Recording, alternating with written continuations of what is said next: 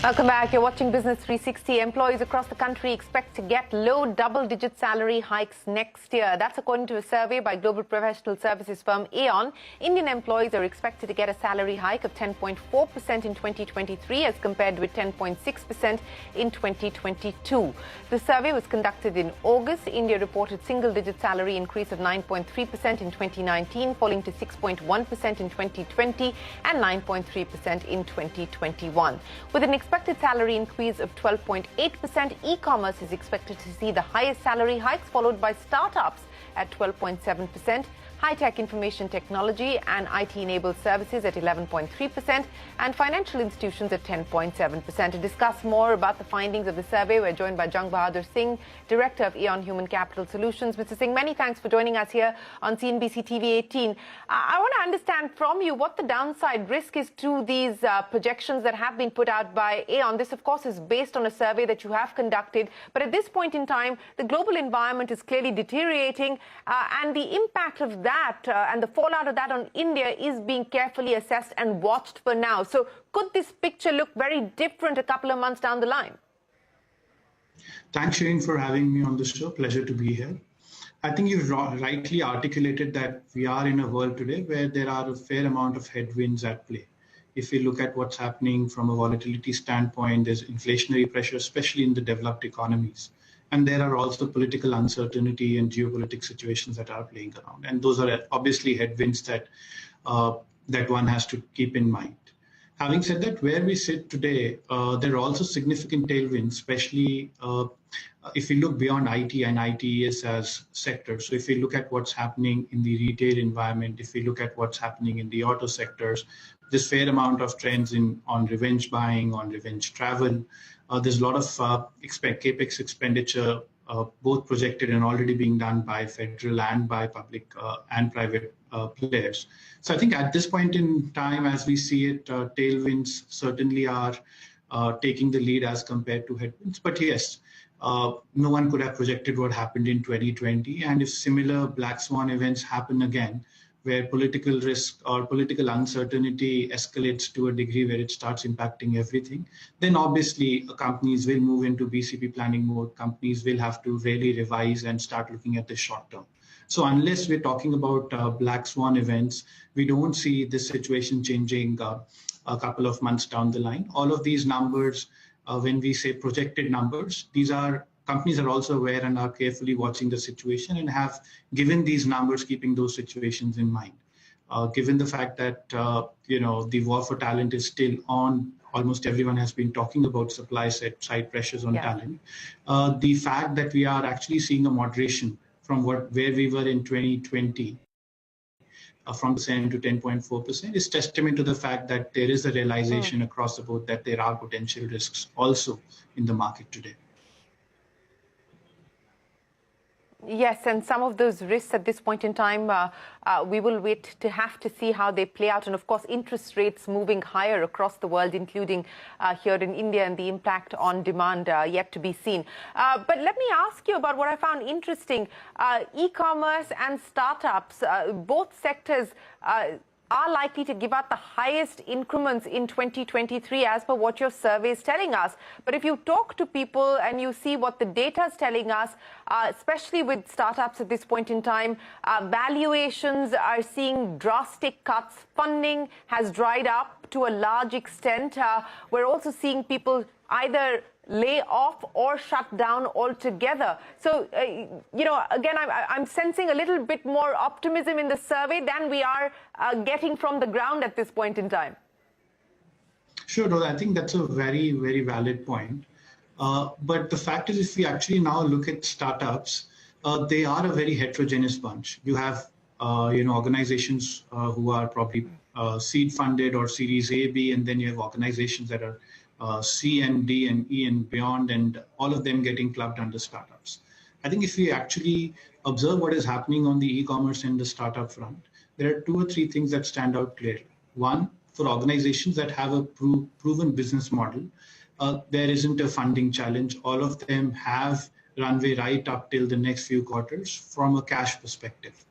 Of course, when we look at organizations or when we look at startups, they've had to scale down the experiments that they do, or in areas where they have had to revisit their growth plans, which are fairly ambitious. But for proven business models, whenever we speak to VC funds, they're already vested to a fair degree. Yes, valuations are not as high as 2022, or rather 2022 beginning and 2021. Term sheets are not getting signed in a couple of days. But there is investment available, because if you look at structurally, the India market continues to be a market which promises high returns. Having said that, I think where this ties back to the survey is that startups don't have the luxury of building talent ground up. Given the hyper growth journeys that they are in, they have to continuously invest in in talent to a degree where other sectors don't probably have to, and essentially they have to continuously buy their talent from the market. And also from an employee perspective, when they are looking at joining startups, one of the clear value proposition is around the higher salary increments, faster career growth, maybe wealth generation through equity. And which is where historically as well, startups have tended to be fairly good paymasters. And even in the kind of salary increases that we see in startups and e-commerce, they are on the higher end. The only cautionary note here is that from 2022, the projected numbers here are also down by almost a percentage point, which again reflects the fact that yes, there is a realization around responsible growth that even startups are looking at, and they have a keen eye on the cash that they're burning, especially on employee salaries and other input costs.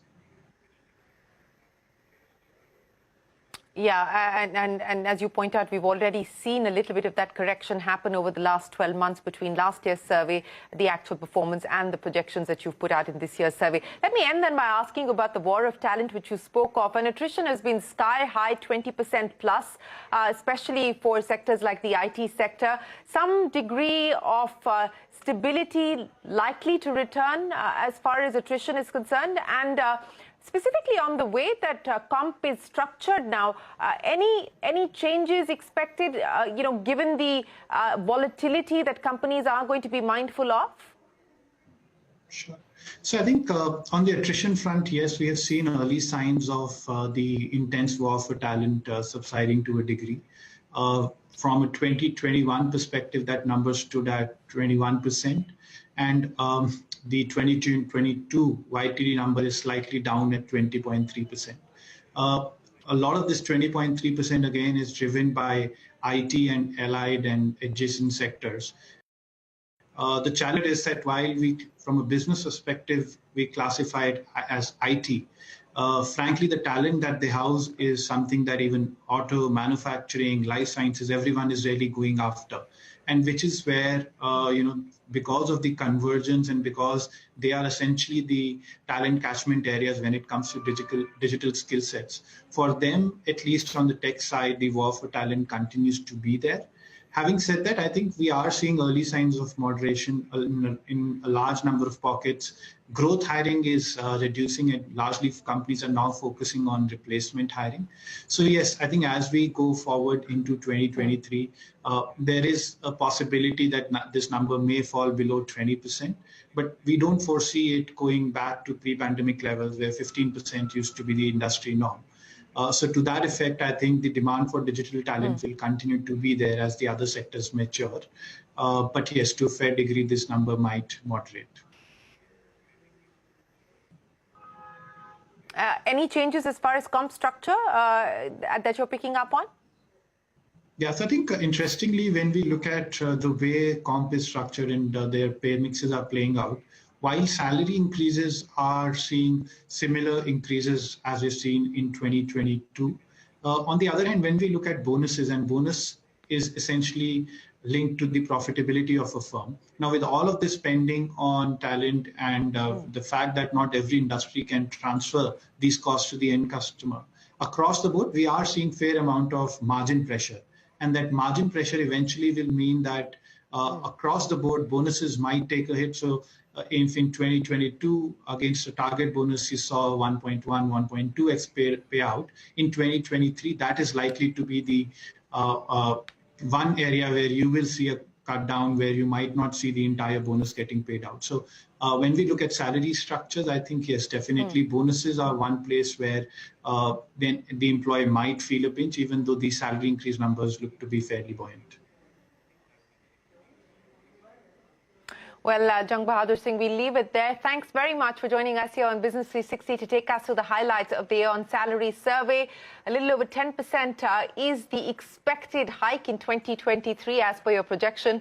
And, well, employees are certainly hoping that it will stay the course. With that, it is time for us to wrap up this edition of Business 360. Thanks very much for watching. Stay tuned to CNBC TV 18. The news continues when we return.